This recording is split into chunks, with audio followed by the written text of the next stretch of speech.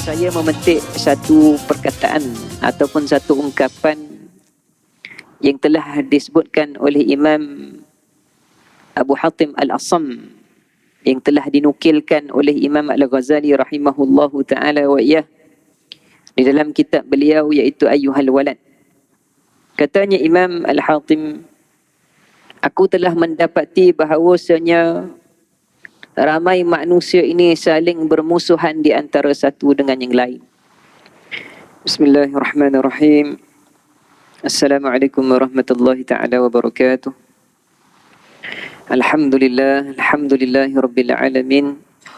Wassalatu wassalamu ala asyrafil anbiya wal mursalin wa ala alihi wa sahbihi ajma'in. Yang saya muliakan Tuan Imam, Tuan Bilal yang dirahmati Allah Ta'ala, hadirin hadirat. Dan malam yang penuh keberkatan ini, semoga Allah Subhanahu wa Ta'ala mengampunkan dosa-dosa kita, berikan keberkatan di atas amalan kebajikan kita, menerima segala ibadah kita, dan insya-Allah Ta'ala pada hari akhirat nanti Allah Subhanahu wa Ta'ala akan tempatkan kita bersama dengan para anbiya, para syuhada, para salihin fi jannatil ula, dalam syurga Allah Subhanahu wa Ta'ala yang maha tinggi, fi jannatil firdausi a'la, insya-Allah Ta'ala. Amin. Alhamdulillahirabbil alamin. Bersyukur kita kepada Allah Subhanahu wa Ta'ala di atas limpahan kurnia-Nya, diberikan kita pertemuan sekali lagi pada malam ini. Dan insya-Allah Ta'ala saya mengambil waktu sedikit sahaja pada kala ini mengisi ruang, berikan peringatan kepada diri saya dan tuan-tuan dirahmati Allah Ta'ala berkenaan dengan kehidupan kita, berkenaan dengan amal ibadah kita, dan berkenaan bagaimanakah persediaan kita pada hari akhirat nanti. Untuk perkongsian kali ini, saya memetik satu perkataan ataupun satu ungkapan yang telah disebutkan oleh Imam Abu Hatim Al-Asam, yang telah dinukilkan oleh Imam Al-Ghazali rahimahullahu ta'ala wa iyah di dalam kitab beliau, iaitu Ayyuhal Walad.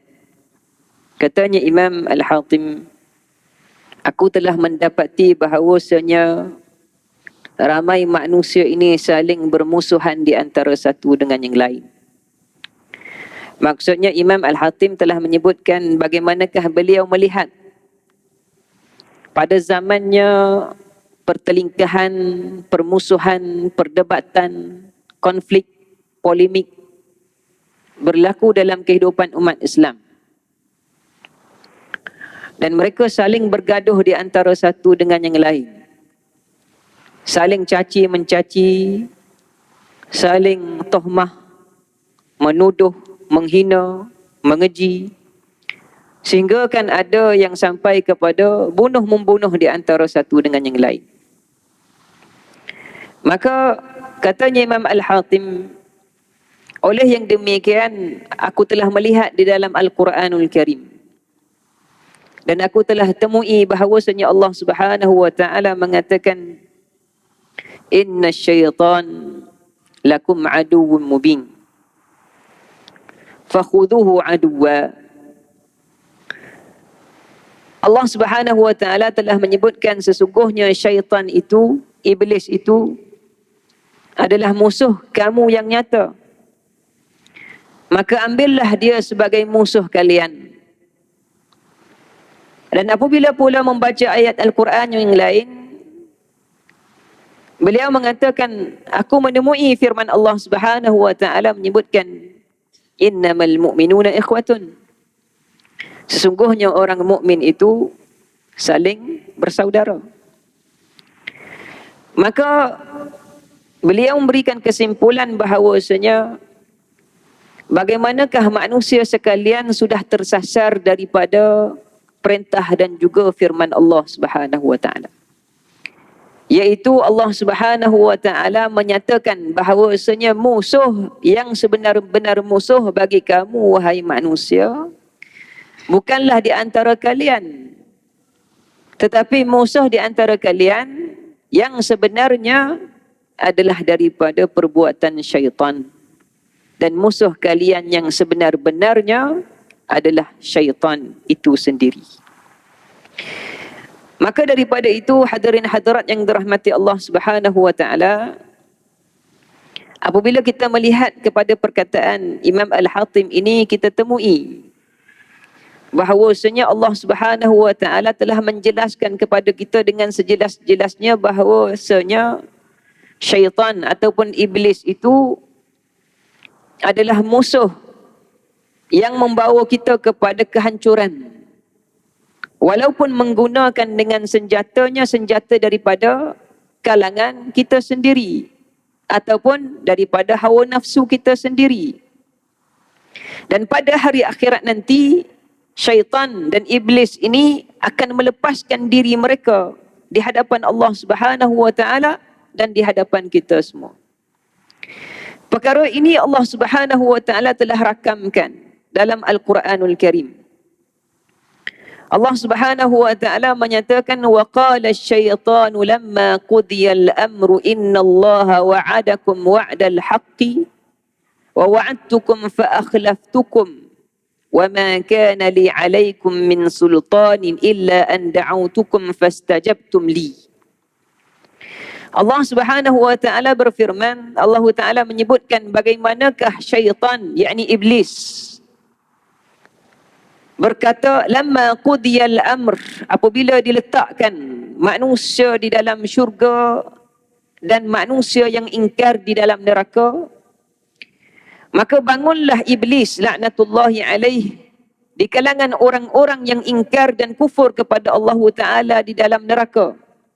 Di atas mimbar, katanya Imam Al-Qurtubi, di atas mimbar di dalam neraka Allah Ta'ala, innallaha wa'adakum, lalu berkatalah iblis, sesungguhnya Allah Subhanahu wa taala telah memberikan kepada kalian, yakni kepada orang-orang yang melakukan kejahatan dan kezaliman, wa'dal haqqi, iaitu janji yang benar. Sesungguhnya Allah taala telah memberikan kepada kalian janji yang benar. Wa wa'adtukum, dan Allah Subhanahu wa taala juga telah membenarkan kepada aku janjiku kepada kalian. Allah Ta'ala memberikan kepada saya kelulusan untuk saya melaksanakan apa yang saya janjikan kepada Allah Ta'ala kepada kalian. Apa janji iblis laknatullahi alaih kepada Allah Ta'ala ke atas kita semua ini? Iaitu la'aghwiyannahum ajma'in. La'aghwiyannahum, katanya iblis laknatullahi alaih, aku akan sesatkan semuanya sekali. La'aghwiyannahum ajma'in, aku akan sesatkan semuanya sekali ya Allah. Tetapi di situ iblis menyebutkan, fa bi'izzatika, dengan kemuliaanmu ya Allah, la'aghwiyannahum ajma'in, aku akan sesatkan semuanya sekali ya Allah. Masih lagi dengan perkara yang buruk, tetapi disertakan dengan keakuran terhadap kebesaran Allah Ta'ala. Wa wa'antukum fa akhlaftukum, akan tetapi kalian ini telah mengingkari janji-janji Allah Subhanahu wa taala, kata iblis.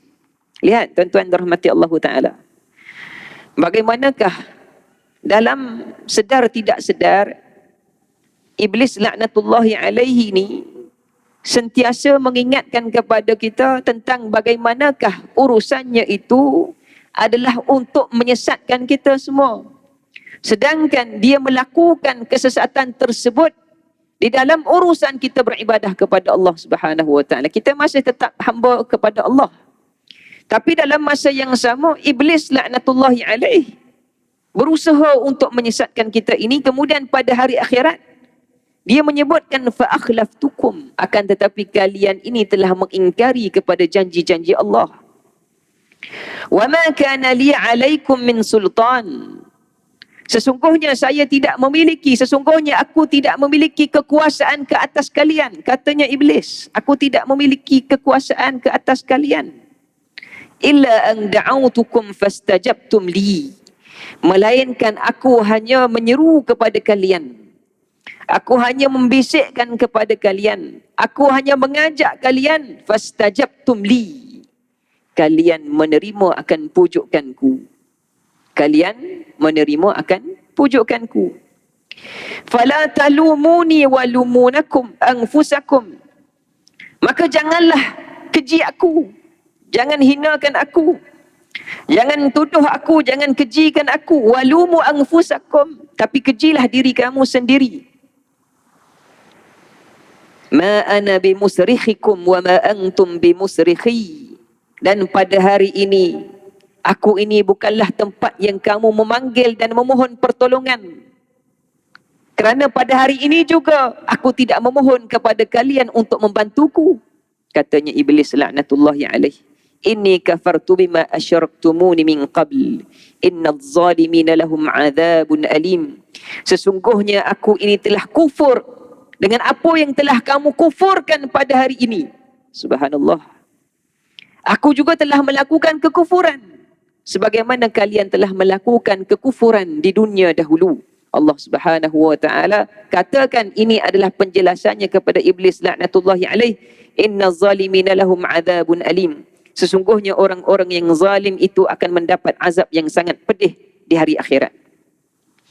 Ayat ini hadirin hadirat yang dirahmati Allah Subhanahu wa taala, apabila diceritakan oleh para alim ulama kita, di antaranya Imam Al-Qurtubi rahimahullahu taala wa iyah, beliau mengatakan ketika mana Iblis laknatullahi alaih menyebutkan perkara ini kepada Allah Subhanahu wa taala dan juga kepada orang-orang yang ingkar kepada Allah taala, bermaksud Iblis itu telah memperakui bahawasanya dia adalah selemah-lemah makhluk Allah Subhanahu wa taala. Apa yang dia lakukan hanyalah mengajak manusia untuk melakukan kemaksiatan, untuk mengingkari Allah Subhanahu wa taala, kerana dia tahu titik lemahnya manusia ini. Dia tahu di manakah kekurangan dan kerapuhan manusia ini. Dia tahu di manakah cacat celanya manusia ini.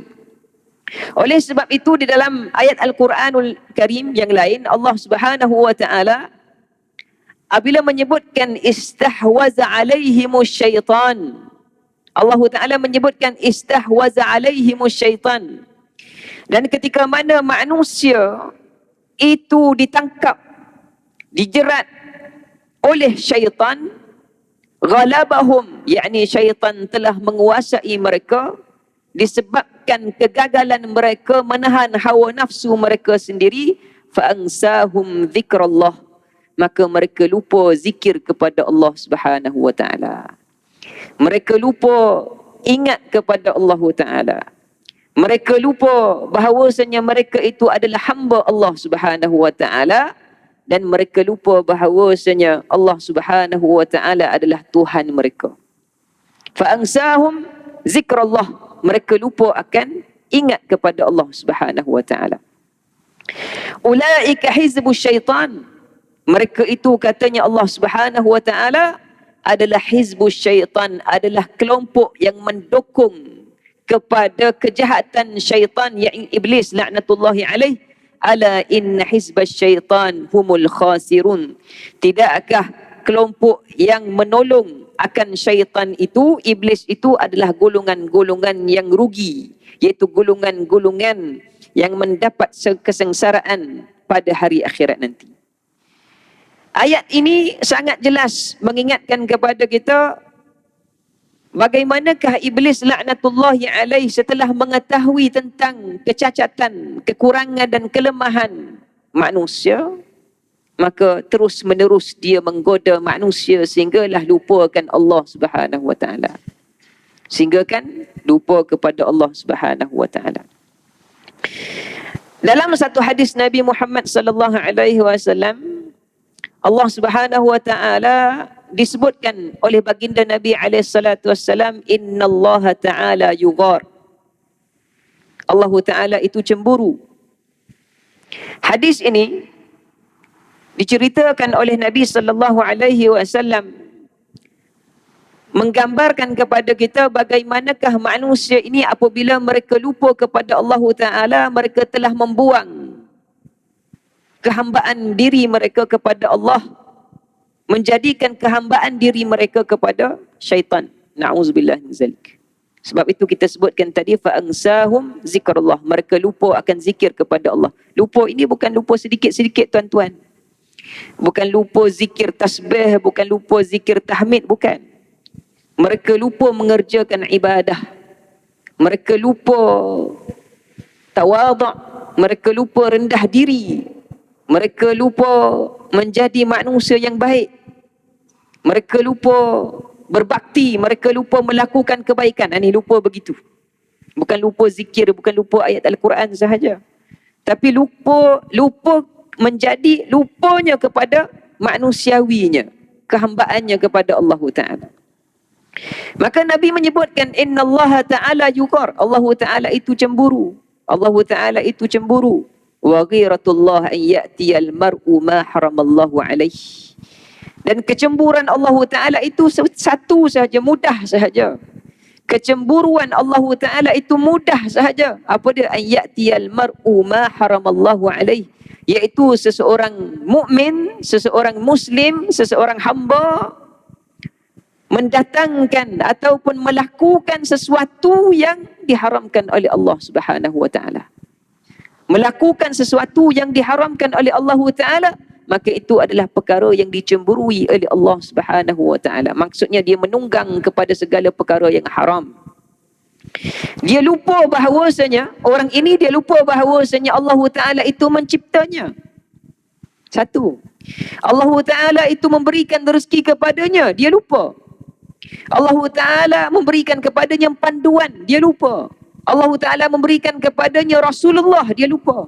Allah Ta'ala menyediakan baginya kebaikan hari akhirat, dia lupa. Sebab itu disebutkan innallaha ta'ala yughar, Allah Ta'ala itu cemburu. Mudahnya begini analoginya tuan-tuan dirahmati Allah Ta'ala. Kalau kita di rumah, kita ada peraturan kita sendiri. Kita ada peraturan kita sendiri. Kita ada peraturan untuk ahli keluarga kita. Kita ada peraturan untuk anak-anak kita. Anak-anak tidak boleh buat perkara ini, boleh buat perkara ini. Tidak dibenarkan perkara itu, dibenarkan perkara ini. Kita ada regulasinya. Kita ada terma-termanya, kita ada syarat-syaratnya yang tertentu. Sebagai ketua keluarga, seandainya ada yang melanggar daripada peraturan ini, kita akan merasai gundah gulana. Kita akan rasa marah. Kerana apa? Kerana peraturan-peraturan ini adalah untuk memberikan kebaikan kepada kita semua, kepada ahli keluarga. Maka analogi ini kalau kita bawakan kepada apa yang kita bincangkan dalam hadis tersebut, Allah Ta'ala itu mencipta kita. Allah Ta'ala mencipta kita. Allah Ta'ala memberikan kita rezeki. Allah Ta'ala memberikan kita kehidupan. Allah Ta'ala memberikan kita kebahagiaan. Allah Ta'ala memberikan kita panduan dan syariat. Bukan tinggalkan begitu. Panduan dan syariat ini seumpama regulasi yang kita adakan di rumah tu. Anak-anak boleh buat begini, anak-anak tidak boleh buat begini. Kalau buat begini akan mengganggu jiran. Dan jiran akan tidak berasa baik dengan kita, akan bertengkar dengan si ayahnya. Dia ada begitu. Kan kita ada konsekuensinya sendiri. Kita ada akibatnya, kita lihat dengan akibatnya. Maka Allah Ta'ala meletakkan kepada kita ini diciptakan oleh Allah Ta'ala, kita diberikan rezeki oleh Allah Ta'ala. Allah Ta'ala berikan kita panduan untuk hidup, panduan untuk bersyariat. Allah Ta'ala sediakan kepada kita hari akhirat dengan kebaikan.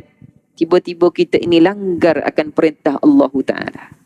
Maksudnya Allah Ta'ala cemburu ketika mana kita ini melakukan sesuatu yang diharamkan.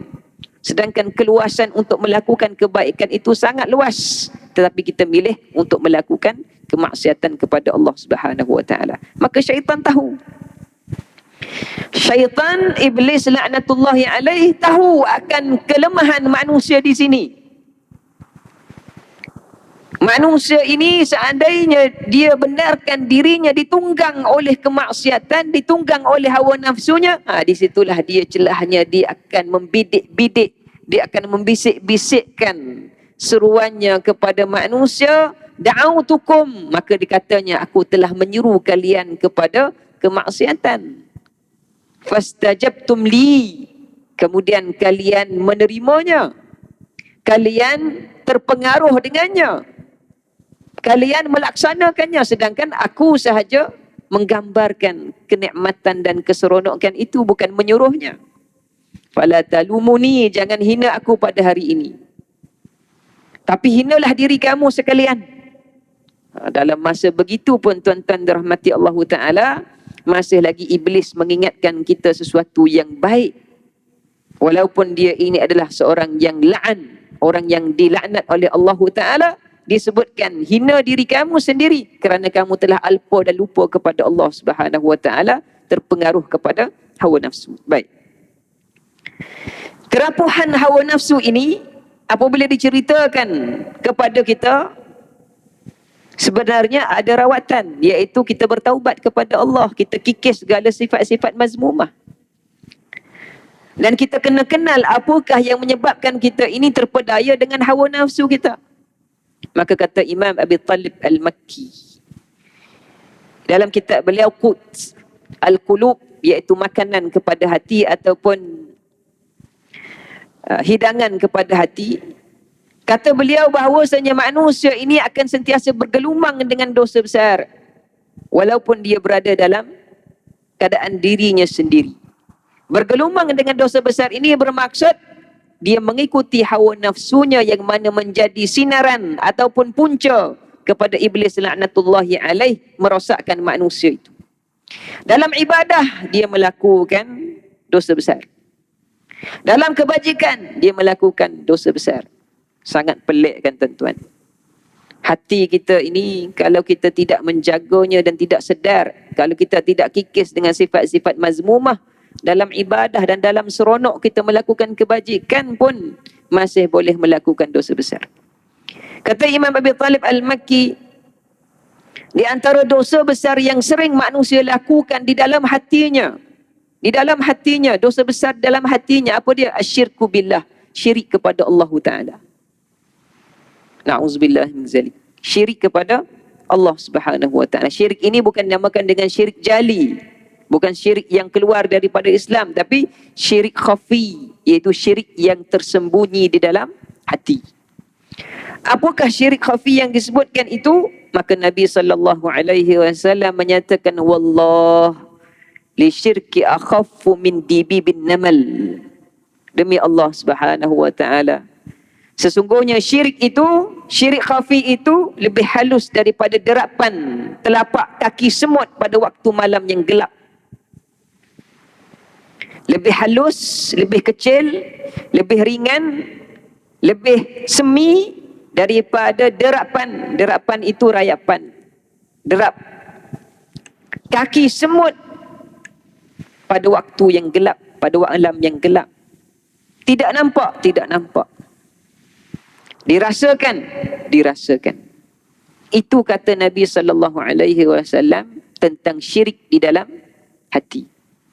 Maksudnya hadirin hadirat yang dirahmati Allah Ta'ala, syirkun khafi yang disebutkan itu, ianya tidak nampak, tetapi ianya dirasai oleh semua daripada kita ni. Kita rasa semua.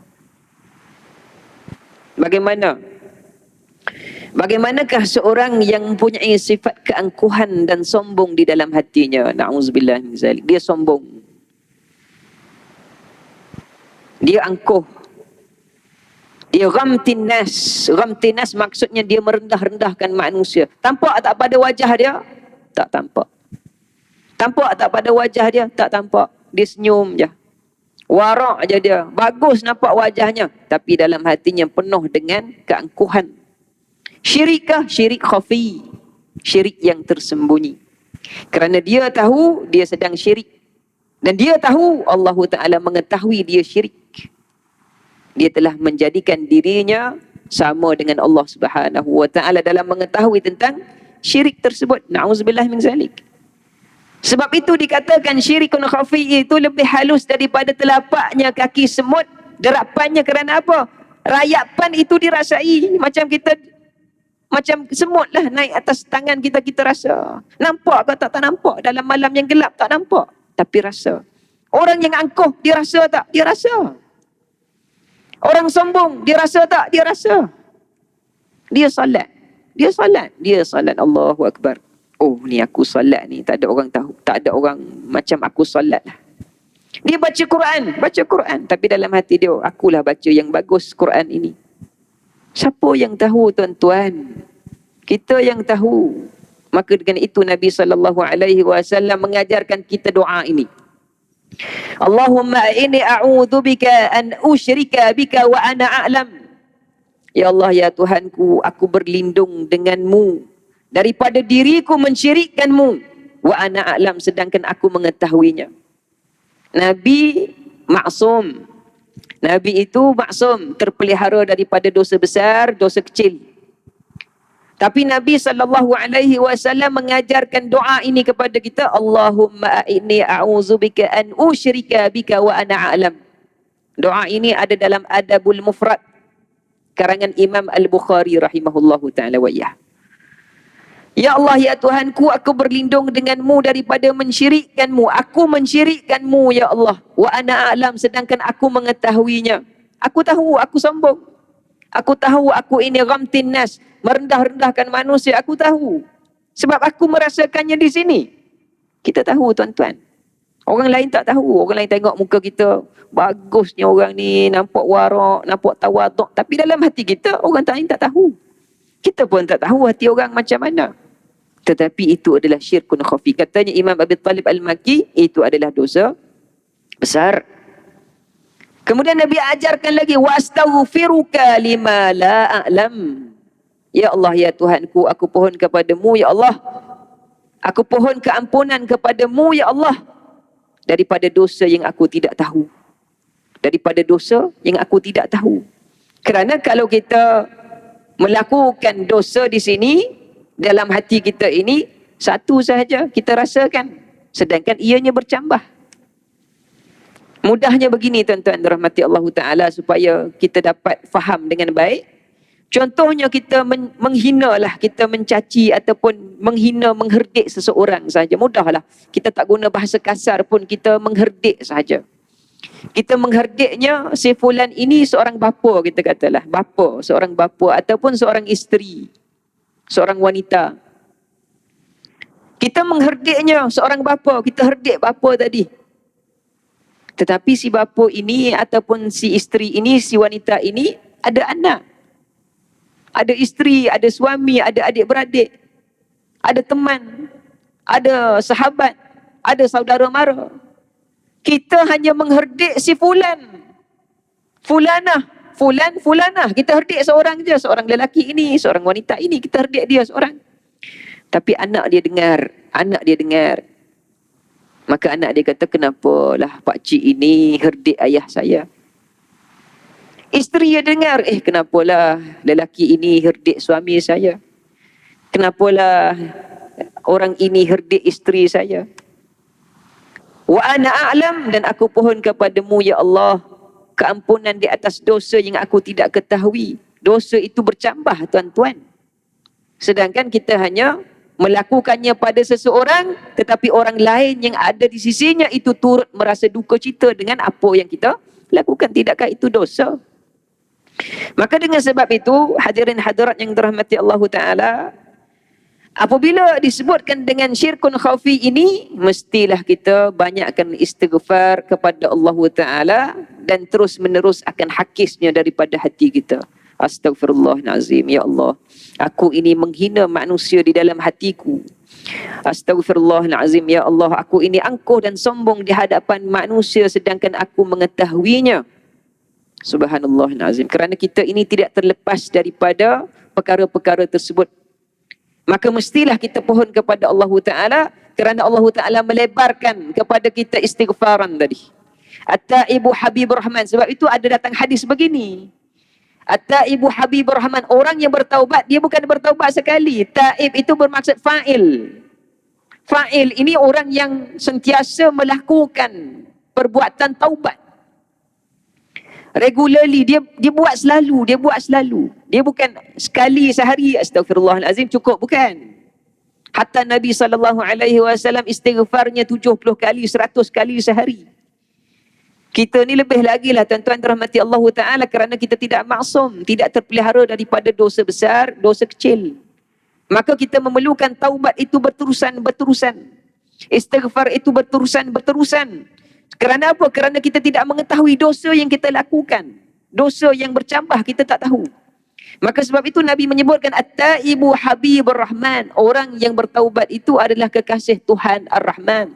At-taibu minadz-dzambi kaman la dzambalah, orang yang bertaubat daripada dosanya seumpama dia tidak ada dosa. Maksudnya orang ini taibun, orang ini sentiasa bertaubat kepada Allah Subhanahu wa taala. Maka dengan taubat ini sebenarnya adalah penutup pintu kepada jarum-jarumnya syaitan laknatullahi alaih. Jarum-jarum syaitan laknatullahi alaih. Kerana itulah sumber nafsu kita. Kerana itulah sinar dan saluran daripada syaitan untuk merosakkan kita. Sebab itu tuan-tuan, yang kita bacakan ayat Al-Quran yang awal tadi, bagaimanakah syaitan ini istahwadha alaihim, apabila dia pegang makhluk manusia, dia rosakkan hati manusia, kemudian dia masukkan ke dalam hati itu dengan perkara-perkara yang jahat, perkara-perkara yang korupsi, sehingga kan ulama menyebutkan manusia begini hizbus syaitan, bermaksud israrul alal ma'siyati. Katanya Imam Abi Talib Al-Makki, apabila orang itu selesa dengan syirik khafinya di dalam hati, maka dia akan mendatangkan israrul alal ma'siyati. Apa israr? Iaitu ketagihan terhadap maksiat. Ketagihan terhadap maksiat. Apabila dia merendah-rendahkan manusia, dia gemar untuk melakukan maksiat. Maksiat apa? Maksiat berkata-kata di dalam hati. Merendah-rendahkan manusia, menyebut-nyebutnya kepada mulutnya, menggunakan pandangan matanya, israrul alal ma'siyati. Itu apa dia? Cari kepada segala aurat. Tak boleh tak tengok aurat digambarkan di sini. Kalau lihat wanita, digambarkan di sini auratnya.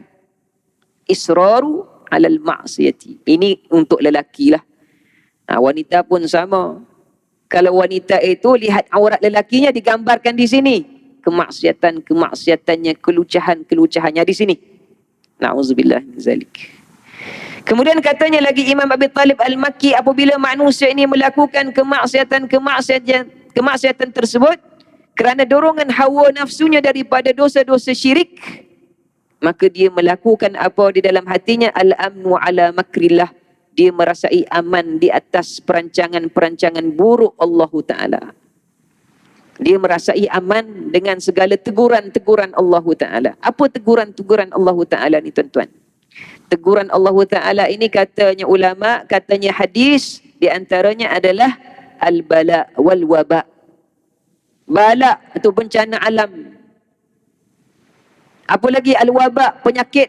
Tersebarnya bencana alam. Maka orang yang bergelumang dengan dosa, tidak bertaubat, dia kata apa? Okey lagi, tak ada masalah, sikit-sikit je kena ni. Sikit-sikit je. Sedang ikan itu adalah teguran Allah Subhanahu Wa Taala.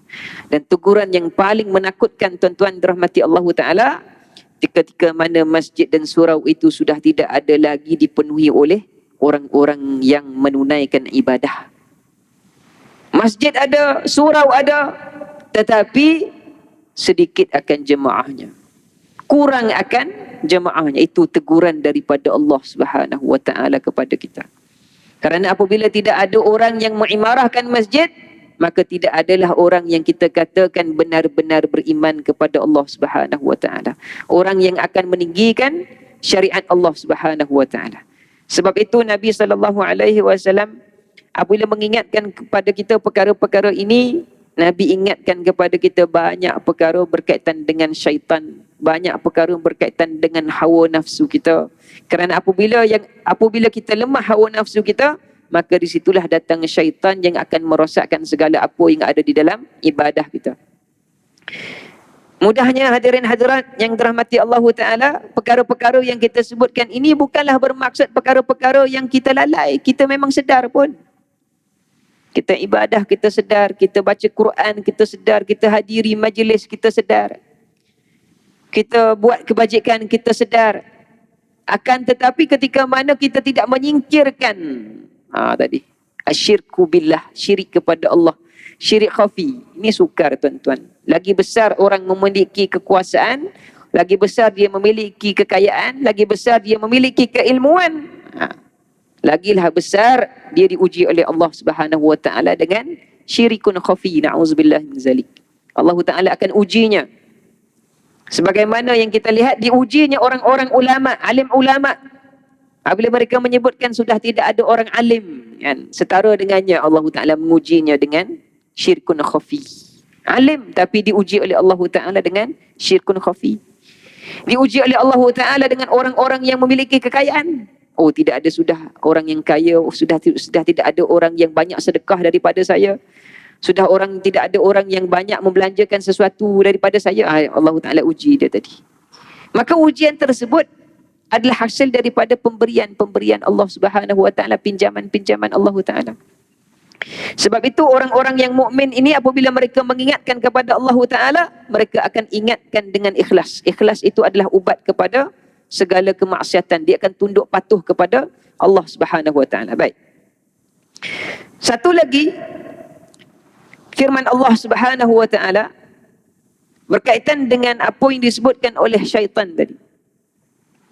Allah Subhanahu wa Ta'ala menyebutkan ya'iduhum wa yumannihim wa ma ya'iduhum asyaitanu illa ghurura. Allah Ta'ala menyebutkan ya'iduhum wa yumannihim. Maka syaitan, iblis laknatullahi alaihim itu memberikan janji kepada mereka. Janji yang sangat luar biasa, tuan-tuan. Janji yang sangat luar biasa. Sehingga kan Adam alaihissalam dan Hawa alaihissalam apabila berada dalam syurga Allah Ta'ala diuji oleh Allah Subhanahu wa Ta'ala melalui dengan iblis. Di dalam dunia ini kalau kita sedar, tuan-tuan dirahmati Allah Ta'ala, iblis laknatullahi alaih ini berdendam kepada manusia. Berdendam kepada manusia daripada keturunan awal Adam alaihissalam sehinggalah akhir manusia ini adalah kerana apa? Adalah kerana kedangkalan dan kebebalan dirinya sendiri. Dia dangkal, dia bebal ke atas dirinya sendiri. Sebab apa? Sebab yang mengeluarkan dia daripada syurga Allah Ta'ala bukan Adam, bukan Hawa alaihi wassalam. Yang mengeluarkan iblis laknatullahi alaih daripada syurga bukan Adam, bukan Hawa alaihi wassalam, bukan. Bahkan iblislah yang menyebabkan kedua-dua ini keluar daripada syurga Allah Ta'ala. Siapakah yang mengeluarkan iblis laknatullahi alaih daripada syurga Allah Ta'ala? Maka jawapan kita mudah. Yang mengeluarkannya adalah Allah Subhanahu wa Ta'ala. Allah Ta'ala sebut, "Qulna habitu ba'dukum li ba'din adu." Keluarlah kamu sekaliannya. Kamu akan di atas muka bumi ini sebagai permusuhan di antara satu dengan yang lain. Tetapi kedangkalan iblis laknatullah, kebebalannya, dia melihat bahawasanya Adam dan Hawa alaihissalam itu sebagai musuhnya kekal abadi sehinggalah pada akhir ummati insan, akhir umat manusia ini. Kerana dia tidak mampu untuk melawan dan juga menandingi dan memaki hamun Allah Subhanahu wa Ta'ala. Tak boleh. Tak mampu dia. Maka dengan sebab inilah hadirin hadirat yang dirahmati Allah Ta'ala, iblis itu dikeluarkan daripada syurga Allah Ta'ala dan diberikan kehinaan adalah kerana apa? Kerana sifat istikbaran. Aba wastakbara. Allah Ta'ala menyebutkan dia ingkar dan dia istikbar. Kalaulah kita boleh memahami apa yang Allah Ta'ala nyatakan kepada kita tentang sifat iblis ini, kita tidak akan merasai untuk sedikit pun bersifat dengan sifat takabur. Kerana takabur inilah yang menyebabkan iblis laknatullahi alaih tertutup mata hatinya melihat kepada kebesaran Allah Subhanahu wa Ta'ala. Sebagaimana yang kita telah bacakan tadi, Allah Ta'ala menyebutkan fa bi'izzatika la'awwiyannahum ajma'in. Kata iblis, dengan kebesaranmu ya Allah, dengan ketinggianmu ya Allah, dengan keperkasaanmu ya Allah, aku berjanji aku akan sesatkan mereka semua. Melainkan hamba-hambamu yang ikhlas, melainkan hamba-hambamu yang reda dengan apa yang engkau telah turunkan. Itu yang iblis sebutkan. Kerana apa? Kerana dia sudah memiliki sifat istikbaran, takabur. Kalau kita mengetahui tentang bahayanya sifat takabur ini, nescaya kita akan singkirkan daripada hati kita ni. Sebab kerana takabur ini bukan sekadar saja merendah-rendahkan manusia, bahkan mengakibatkan permusuhan di antara kita. Kita ni tuan-tuan, nak takabur macam mana semua yang kita ni dapat pinjam. Pinjaman je sahaja ni. Kalau cantik pun pinjaman Allah. Kalau kaya pun pinjaman Allah. Kalau sehat pun pinjaman Allah. Bukan kita reka sendiri, bukan kita hasilkan sendiri, kerana semuanya diambil oleh Allah Ta'ala. Dan kemudian apabila Allah Ta'ala ciptakan kita semua ini, Allah Ta'ala ciptakan dengan rahmah, dengan kasih sayang. Allah Ta'ala ciptakan kita ini dengan kasih sayang. Maka apakah layak di antara kita ini tidak mengasihi di antara satu dengan yang lain? Saya sebutkan begini sebab tuan-tuan dirahmati Allah Ta'ala, kita ni apabila selepas sahaja isu-isu berkaitan dengan politik, isu-isu berkaitan dengan perkara-perkara yang berkaitan inilah siasah kita ini, kita sangat terumbang-ambing. Kita akan anggap bahawasanya apa yang berlaku itu tidak ada masalah. Sebenarnya apabila manusia sesama Islam ini saling caci-mencaci, bukan di atas perkara yang benar. Kalau perkara yang benar pun tidak dibenarkan untuk mencaci-caci. Tapi inilah yang terbawa-bawa dalam kehidupan kita. Kita sudah tinggalkan peranan agama, kita hanya mengambil kehidupan politik kita sehingga kan merosakkan akhlak. Saya sebutkan begini tuan-tuan, minta maaf lah. Sebab apabila saya mengajar satu tempat, ditanyakan kepada saya, Ustaz, macam mana dengan ahli-ahli politik kita ni? Mereka tu Islam juga, orang beragama juga. Tapi kalau bercakap tentang orang lain lah, maksudnya musuh politik mereka lah, semua bagai dikeluarkan, seumpamalah bukan orang Islam. La haula wala quwata illa billah. Kalaulah ukuran untuk berakhlak, ukuran untuk menjadi mukmin itu adalah modelnya para ahli politik, nescaya masjid kita ini tidak akan dipenuhi dengan orang-orang yang soleh. Nescaya masjid kita ini tidak akan dipenuhi dengan orang-orang yang mahukan keampunan daripada Allah Ta'ala. Maka dengan sebab itu, akhlak itu adalah akhlak yang pautannya daripada Al-Quran, hadis dan para alim ulama, bukan ahli politik. Maaflah saya sebutkan begini tuan-tuan, kerana inilah persediaan yang mesti kita tahu. Apabila syaitan itu mengetahui tentang kerapuhan dan kelemahan hati kita, disaluti dengan hawa nafsu, itu adalah tempat dia boleh melakukan kejahatan terhadap kita, maka hendaklah kita baiki hati kita dengan terbaik.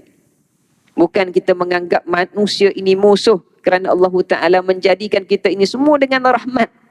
Angkuhlah kita, takaburlah kita kalau kita mengubah kehendak Allah, terma Allah, syarat Allah Ta'ala menjadikan kita semua ini dengan rahmat. Wa yumannihim wa ma ya'iduhumu syaitanu illa gurura. Wa yumannihim, dan syaitan itu katanya Allah Ta'ala, yumannihim, memberikan cita-cita yang besar kepada manusia. Itu yang Adam AS dan Hawa AS ini terpedaya dengan syaitan ataupun iblis laknatullahi alaih. Baik, saya bagi laluan untuk azan, insya-Allah Ta'ala kita sambung sedikit selepas daripada itu. Bismillahirrahmanirrahim. Saya sambung sedikit saja insya-Allah Ta'ala. Allah Ta'ala menyebutkan wa yumannihim, dan begitulah juga iblis laknatullahi alaih memperdayakan ataupun memberikan gambaran yang baik-baik kepada manusia. Kalau dalam kisahnya Sayyiduna Adam dan Hawa alaihissalam, kita lihat bagaimanakah iblis laknatullahi alaih itu menggodanya Adam dan Hawa ini ketika mana dia berada dalam perutnya ular.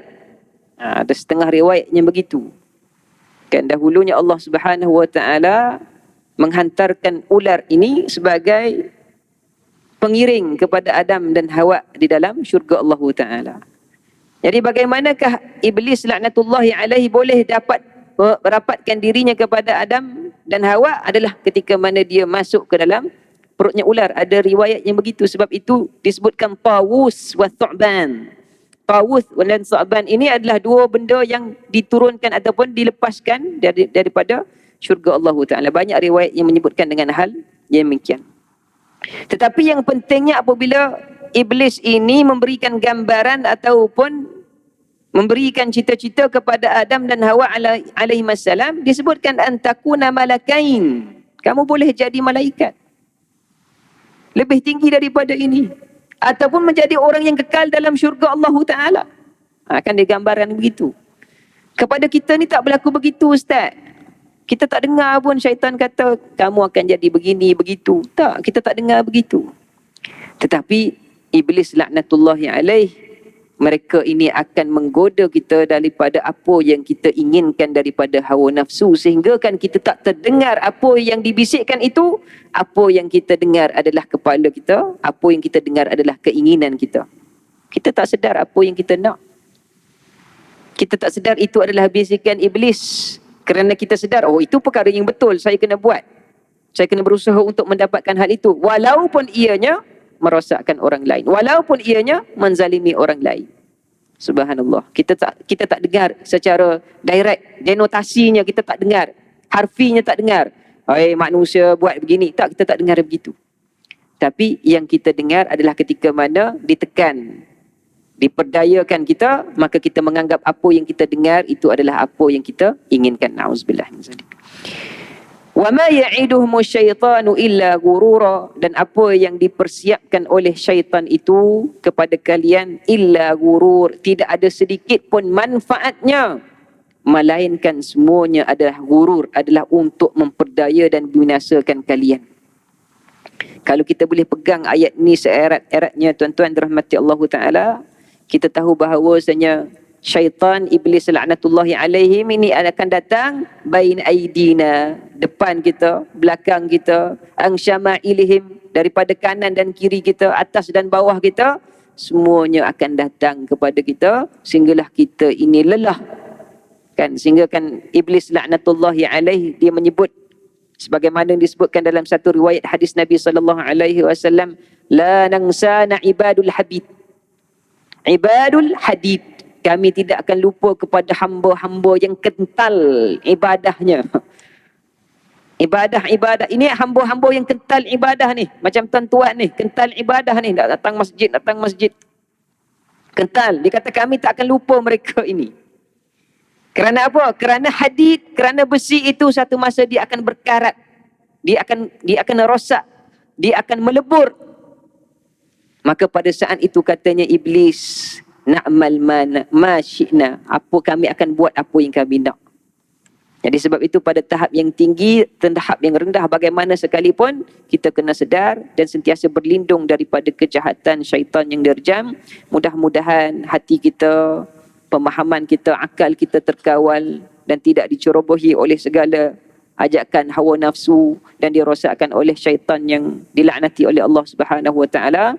Naktafi bihadzal qadar, cukuplah sekadar ini. Saya mohon maaf banyak kekurangan dan kesilapan, dan saya mohon maaf seandainya ada perkataan saya yang mengguris hati tuan-tuan dan puan-puan dirahmati Allah taala. Apa yang saya mahukan hanyalah nasihat untuk diri saya sendiri dan tuan-tuan yang dirahmati Allah Ta'ala. Segala yang baik daripada Allah, yang kurang daripada saya sendiri. Aku liqauli hadha wa astaghfirullah li wa lakum. Wassalamualaikum warahmatullahi ta'ala wabarakatuh. Alhamdulillahirabbil alamin, wassalatu wassalamu ala asyrafil anbiya'i wal mursalin wa ala alihi wa sahbihi ajmain. Allahumma faqqihna fi dinikal islam wa ulumiddin ya akramal akramin, wa sallallahu ala sayyidina maulana Muhammad wa ala alihi wa sahbihi ajmain. Walhamdulillahirabbil alamin.